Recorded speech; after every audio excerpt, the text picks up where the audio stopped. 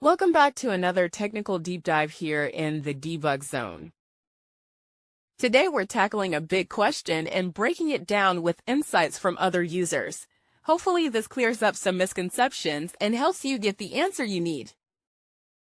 So buckle up, stay a little curious, and let's jump right in.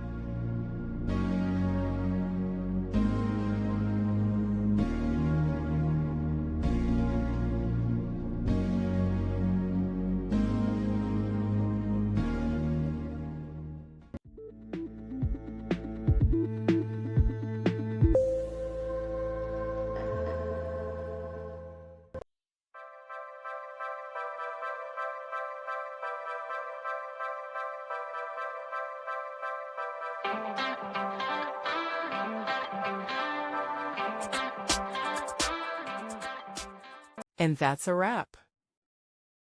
I hope you found the answer you were looking for. If you did, take a second to hit that subscribe button. It really helps out. And let me know in the comments which solution worked best for you. See you next time in the debug zone.